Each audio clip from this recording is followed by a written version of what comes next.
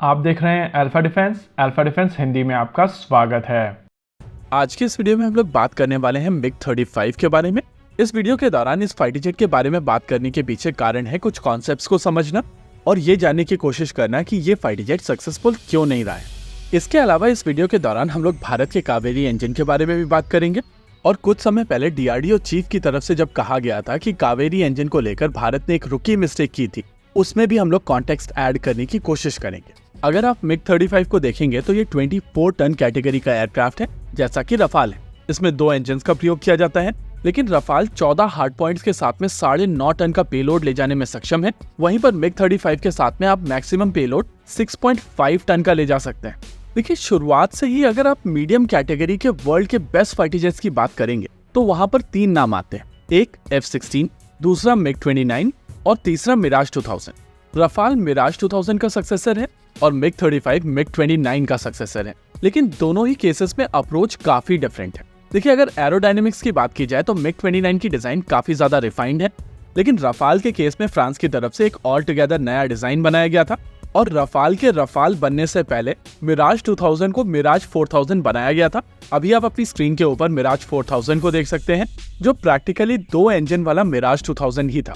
France की तरफ से एक मिराज 4000 बनाने के बाद में रियलाइज किया गया था कि इस डिजाइन को फर्दर ऑप्टिमाइज किया जा सकता है और वो ऑप्टिमाइज डिजाइन आगे चलकर रफाल बनी। हालांकि रशिया ने मिग 35 के साथ में बहुत ज्यादा रेडिकल चेंजेस नहीं किए थे और फोकस केवल एक्सपोर्ट मार्केट था। अभी तक इस एयरक्राफ्ट के केवल 6 यूनिट बनाई गई हैं और इनके ऊपर भी एईसा रेडार नहीं डाला गया है। हालांकि साल 2007 में ही भारत को एक एईसा रेडार ऑफर किया गया था, लेकिन उस रेडार को अभी तक रशिया मास प्रोड्यूस नहीं कर पाया है और उसके पीछे भी कहीं ना कहीं यही कारण है कि ये एयरक्राफ्ट ही मास प्रोड्यूस नहीं हो पाया है। कुछ समय पहले भारतीय वायुसेना की तरफ से अपने मिग 29 एयरक्राफ्ट को UPG स्टैंडर्ड पर अपग्रेड कर लिया गया था और एसेंशियली ये अपग्रेड इन एयरक्राफ्ट को लगभग मिग 35 बना देता है। भारतीय वायुसेना के मिग 29 UPG और मिग 35 के बीच में केवल 2 डिफरेंसेस है। प्रपोज्ड मिग 35 में एक एईसा रेडार का प्रयोग किया जाना था और इस एयरक्राफ्ट की टेल सेक्शन में कुछ चेंजेस किए गए थे, जिससे इसकी एरोडायनेमिक परफॉर्मेंस थोड़ी और बेहतर हो जाती। रफाल के केस में अगर आप इसके एयर इनटेक को ध्यान से देखेंगे तो आपको समझ में आएगा कि इसके एयर इनटेक काफी शानदार तरीके से बनाए गए हैं और आप इन एयर इनटेक से इंजन को नहीं देख सकते हैं। लेकिन मिग 29 और मिग 35 के केस में इंजन सामने से काफी दूर से दिखाई देते हैं और ये चीज हम सभी जानते हैं कि इंजन पे हीट ज्यादा होती है और सामने से इंजन दिखने के चलते एनिमी एयरक्राफ्ट का इंफ्रारेड सर्च एंड ट्रैक काफी दूरी से इस एयरक्राफ्ट को डिटेक्ट कर सकता है और आजकल के IRST वेपन सिस्टम्स भी गाइड कर सकते हैं।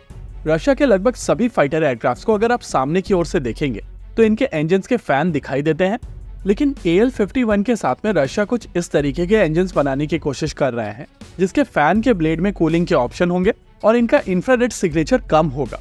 ये इंजन Su-57 के लिए बनाया जा रहा है, लेकिन मिग 35 में यूज होने वाले RD-33 इंजन्स को लेकर इस तरीके का कोई भी डेवलपमेंट नहीं है, यानी कि कंसिस्टेंटली इस एयरक्राफ्ट को अपग्रेड नहीं किया गया है और कहीं न कहीं यही कारण है कि इंटरनेशनल मार्केट में इस एयरक्राफ्ट को लेकर ऑर्डर्स नहीं है। ये एक विशियस साइकिल है। ऑर्डर ना होने के चलते इसका मास प्रोडक्शन नहीं हो पा रहा है और मास प्रोडक्शन ना होने के चलते इस एयरक्राफ्ट में ज्यादा फंड्स नहीं आ पा रहे हैं। फंड्स ना आने के चलते इसका कॉम्प्रिहेंसिव डेवलपमेंट नहीं हो पा रहा है और डेवलपमेंट ना होने के चलते इसके ऑर्डर्स नहीं आ रहे। ये एक कंप्लीट साइकिल है जिसमें मिग 35 फंस चुका है और इसी वजह से इस एयरक्राफ्ट का कोई फ्यूचर नहीं है। ये एक बहुत ही शानदार एयरक्राफ्ट था, लेकिन इस प्रोग्राम में फंड्स नहीं गए और इसी वजह से आज इस प्रोग्राम को हम लोग एक फेलियर प्रोग्राम मानते हैं। वैसे यहाँ पर आप में से बहुत सारे लोग ये पूछ सकते हैं कि भारत को कुछ 16 मिग 29 और मिलने थे और उसको लेकर अब भारत बहुत ज्यादा बातचीत नहीं कर रहा है। देखिए, उसके पीछे कारण ये है कि यूक्रेन वॉर के चलते रशिया उन एयरक्राफ्ट को यूज कर चुका है और अब वो एयरक्राफ्ट अवेलेबल नहीं है। वैसे अब कावेरी को लेकर बात कर लेते हैं। कुछ समय पहले DRDO चीफ की तरफ से कहा गया था कि कावेरी इंजन के डेवलपमेंट के दौरान भारत ने एक रुकी मिस्टेक की थी, जहां पर इंजन के बेसिस पर एयरक्राफ्ट नहीं, एयरक्राफ्ट के बेसिस पर इंजन बनाया गया। अगर इंजन के बेसिस पर एयरक्राफ्ट बनाया जाता तो आपके पास में इंजन के ऊपर कुछ चेंजेस करने का रूम होता और उतनी टाइट स्पेसिफिकेशंस नहीं होती। देखिए, रफाल में यूज होने वाला M88 इंजन टेक्नोलॉजी का पिनाकल है। अगर आप इस इंजन को ध्यान से देखेंगे तो आपको समझ में आएगा कि इसका वेट केवल 897 किलोग्राम का है, लेकिन ये इंजन 50 किलो न्यूटन का ड्राई थ्रस्ट और 75 किलो न्यूटन का आफ्टर बर्नर के साथ में थ्रस्ट जनरेट करने में सक्षम है। अगर स्टेजेस की बात की जाए तो एक स्टेज लो प्रेशर टर्बाइन, एक स्टेज हाई प्रेशर टर्बाइन, लेकिन कंप्रेसर सेगमेंट में 3 स्टेज लो प्रेशर के और 6 स्टेज हाई प्रेशर के। इसकी तुलना में अगर आप RD-33 की बात करेंगे तो इस इंजन का वजन 1055 किलोग्राम का है और उसमें हाई प्रेशर सेगमेंट में 9 स्टेजेस का प्रयोग किया जाता है और लो प्रेशर सेगमेंट में 4 स्टेजेस का। यानी कि M88 की तुलना में यहाँ पर एक्स्ट्रा 4 स्टेजेस हैं। एक्स्ट्रा स्टेजेस का मतलब है कि इंजन का वजन बड़ा है, इसकी कॉस्ट बड़ी है और ज्यादा मूविंग पार्ट्स के चलते इसकी लाइफ कम हुई है। GTRE कावेरी के केस में स्टेजेस M88 के बराबर हैं, लेकिन उसके बावजूद इस इंजन का वजन RD-33 से ज्यादा है। देखिए, आमतौर पर भारत में कावेरी इंजन को लेकर ये कहा जाता है कि इसकी मेटलर्जी खराब है, लेकिन एग्जैक्टली क्या खराब है उसके बारे में कोई बातचीत नहीं कर। एग्जैक्टली प्रॉब्लम ये है कि जिस टेम्परेचर और प्रेशर के ऊपर जेट इंजन ऑपरेट करते हैं, वहां पर ऑपरेट करने के लिए जो मटेरियल आपने बनाए हैं वो कैपेबिलिटी तो दे पा रहे हैं, लेकिन उनका वजन ज्यादा है। वैसे वीडियो के शुरुआत में जैसे हम लोगों ने रफाल और MiG-35 के कंपैरिजन के दौरान देखा था कि अगर एयरक्राफ्ट के डिजाइन को ऑप्टिमाइज किया जाए तो कम थ्रस्ट के साथ में भी आप बेहतर परफॉर्मेंस एक्सट्रैक्ट कर सकते हैं और 2 कावेरी इंजन का प्रयोग करते हुए आप एक MiG-35 कैटेगरी का एयरक्राफ्ट बना सकते हैं। इनफैक्ट जो एयरक्राफ्ट बनकर निकलेगा वो क्षमताओं में MiG-35 से बेहतर होगा। हालांकि इशू ये है कि भारतीय वायुसेना 2 प्रोजेक्ट और इंडियन नेवी 1 प्रोजेक्ट को लेकर ऑलरेडी कमिट कर चुकी है। ऐसे में एक और प्रोजेक्ट के लिए यहाँ पर फंड्स आना मुश्किल है। इसके अलावा रिसोर्सेज के भी इशू हैं। देखिए, देश में केवल एक एजेंसी है जो एयरक्राफ्ट डिजाइन कर सकती है और वो है एरोनॉटिकल डेवलपमेंट एजेंसी। DRDO की इस लैब के ऊपर ऑलरेडी 3 प्रोजेक्ट का बर्डन है। ऐसे में एक और प्रोजेक्ट के लिए आपको एक और एजेंसी की आवश्यकता होगी जो इस समय देश में अवेलेबल नहीं है।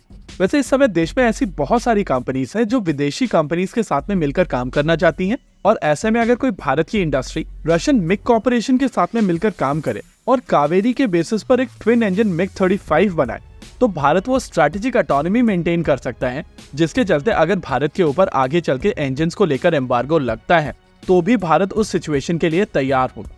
और एक बार इस इंजन का प्रोडक्शन शुरू हो जाएगा तो आप इस इंजन को फर्दर ऑप्टिमाइज कर पाएंगे और समय के साथ साथ नई टेक्नोलॉजी को इनकॉर्पोरेट करते हुए आप चीजों को बेहतर कर पाएंगे।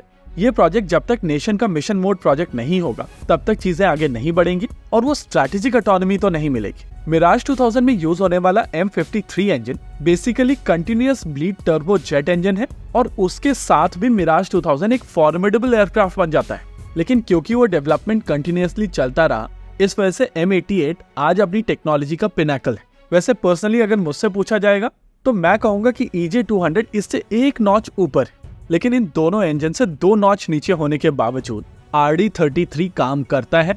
और प्रैक्टिकल होकर अगर सोचा जाए तो अगर आप आज की तारीख में एक RD-33 कैटेगरी का इंजन बना सकते हैं और उसके बेसिस पर MiG-35 बना सकते हैं तो आपकी काफी परेशानियां दूर हो सकती हैं। हालांकि परेशानी घूम फिर कर वहीं पर आएंगी कि क्या आपके पास में उतने रिसोर्सेस हैं या क्या आपके पास में इस समय टाइम है। वैसे टाइम को लेकर ये चीज मैं काफी पहले से कह रहा हूँ कि चाहे रफाल हो, Su-57 हो या F-16 हो, ये सारे के सारे फाइटर्स 2030 से पहले नहीं आएंगे। ऐसे में केवल जरूरत है कि कमिटमेंट के साथ में एक स्टेप आगे बढ़ाया जाए। इसी के साथ आज के इस वीडियो में रखते हैं केवल इतना ही। वीडियो को अंत तक देखने के लिए धन्यवाद। देखते रहिए अल्फा डिफेंस। जय हिंद।